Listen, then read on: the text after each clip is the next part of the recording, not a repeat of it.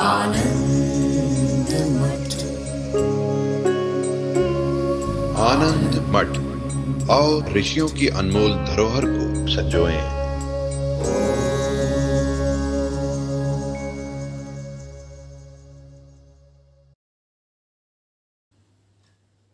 कृपया महामृत्युंजय मंत्र का शब्दशः अर्थ समझाने का अनुग्रह करें।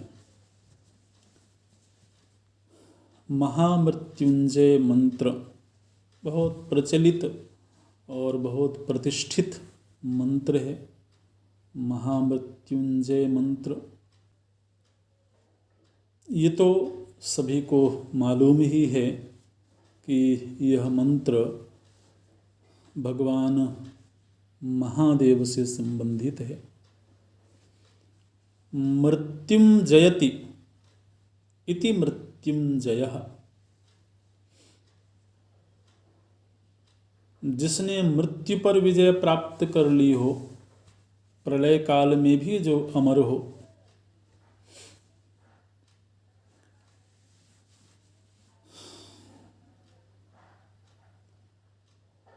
मृत्यु और प्रलय ये दोनों सदृश घटनाएं हैं। जब जगत की मौत होती है तो प्रलय होता है, जब व्यक्ति की मौत होती है तो मृत्यु कहते हैं। तो जिसने मृत्यु पर विजय प्राप्त कर ली है वो मृत्युंजय है और वो महान है, इसलिए वो महामृत्युंजय है। तो महामृत्युंजय से संबंधित जो मंत्र है, ध्यान रखना, ये महामृत्युंजय ये भगवान का नाम है, मंत्र का नाम नहीं है। ये भगवान महादेव का नाम है, महामृत्युंजय, जो महान हैं और मृत्यु विजयी हैं।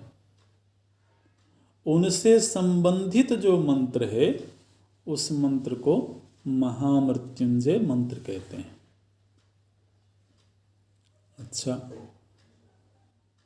ओम त्र्यंबकं यजामहे सुगंधिं पुष्टिवर्धनम् उर्वारुकमिव बन्धनान् मृत्योर्मुक्षीयमामृतात्।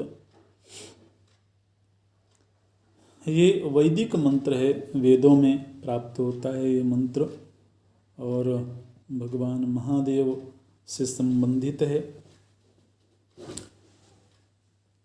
भगवान का एक नाम है त्र्यंबक। त्र्यंबक, अंबक का अर्थ होता है आंख, नेत्र।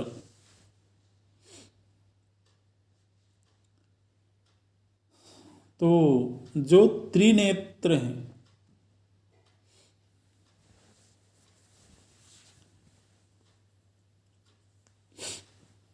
दो आंखों से तो दुनिया दिखाई देती है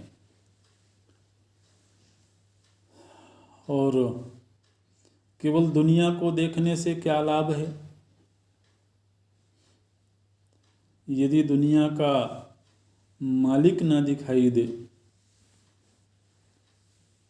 दुनिया का अधिष्ठान, दुनिया का आश्रय तत्व ना दिखे, तो केवल दुनिया को देखने से तो कोई बहुत लाभ की बात नहीं है। इसलिए एक तीसरा नेत्र भी चाहिए जो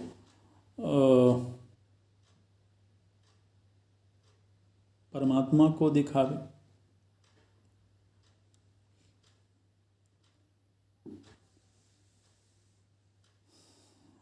तो इसलिए भगवान शिव गुरु रूप हैं। जो भी गुरु की भूमिका में होंगे उनको त्र्यंबक होना पड़ेगा। अगर वो दुनिया को देख करके और हमें भी दुनिया ही दिखावें तो फिर गुरु की आवश्यकता ही क्या है, वो तो हम खुद ही देख रहे हैं।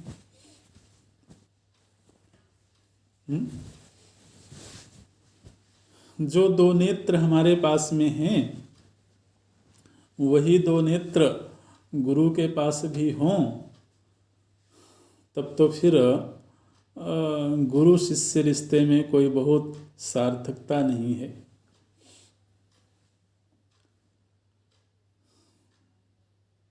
सदगुरु के पास हम इसलिए जाते हैं, इसलिए जाना चाहते हैं, क्योंकि उनके पास तीसरा नेत्र भी होता है।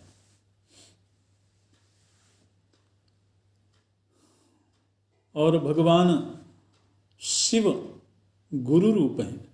सदा शिव समारंभाम,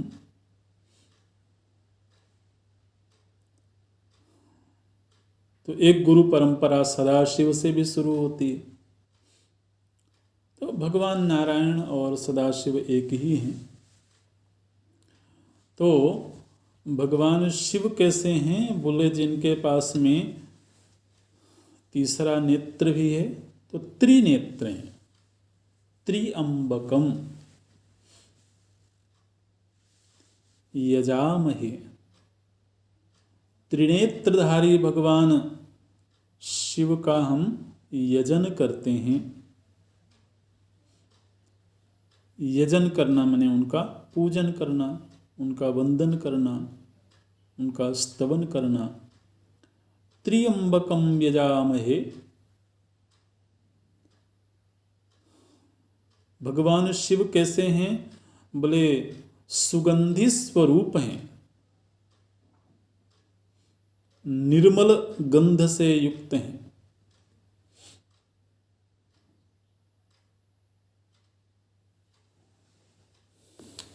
जीवन में सबसे बड़ी सुगंधी अगर कुछ है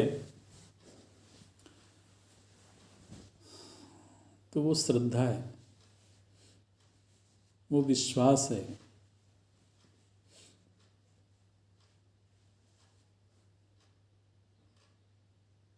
जिसके जीवन में श्रद्धा की संपत्ति है, जिसके पास में विश्वास की संपदा है, उसी का जीवन सुरभित है, उसी का जीवन सुगंधित है। भगवान शिव कैसे हैं, बोले सुगंधि स्वरूप हैं, श्रद्धा स्वरूप हैं, विश्वास स्वरूप हैं। सुगंधि का एक अर्थ होता है सद्वासना।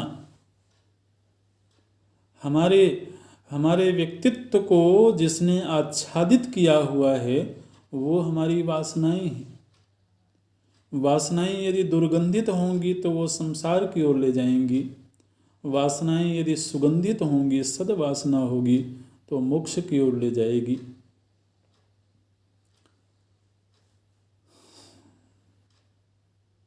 तो जो सद्वासना रूप है वो भगवान शिव हैं, श्रद्धा विश्वास रूपिणो। सुगंधिम पुष्टिवर्धनम, पुष्टिवर्धन, हमारे जीवन में जो पुष्टि का संवर्धन करते हैं। पुष्टि माने होता है पोषण करना,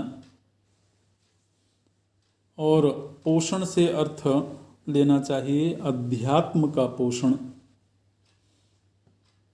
अध्यात्म विचार का पोषण, अध्यात्म ज्ञान का पोषण, अध्यात्म पथ का पोषण। तो वो भगवान शिव जो शिष्य के, जो भक्त के हृदय में अध्यात्म विचार का पोषण करते हैं,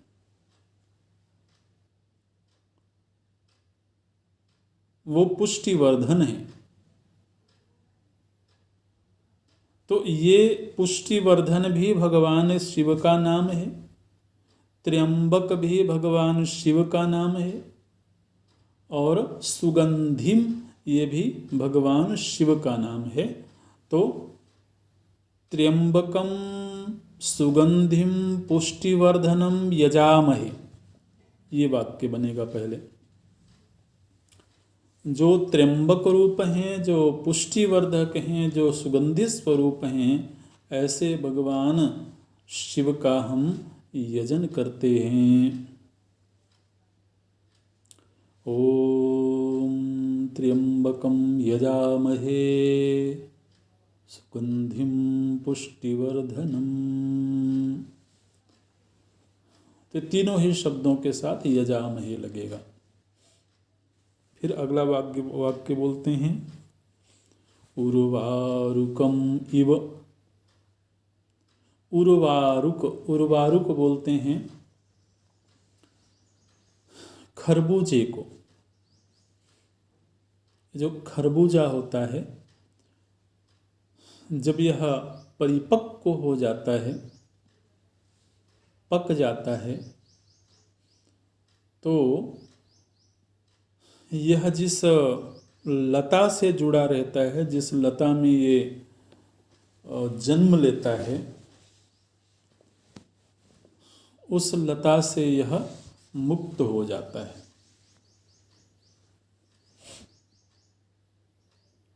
तो परिपक्व हो जाने पर सहज ही जो उस लता से मुक्त हो जाए, ऐसे खरबूजे की तरह ये दृष्टांत है। उर्वारुकमिव बंधनात्। इसी तरह से व्यक्ति ने जिस शरीर में जन्म लिया,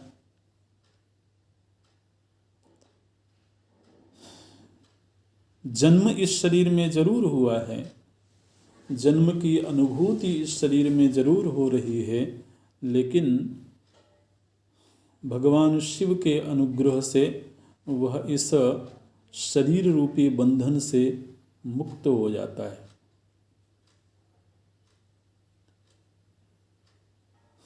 उर्वारुकमिव बंधनात् मृत्योः मुक्षीय।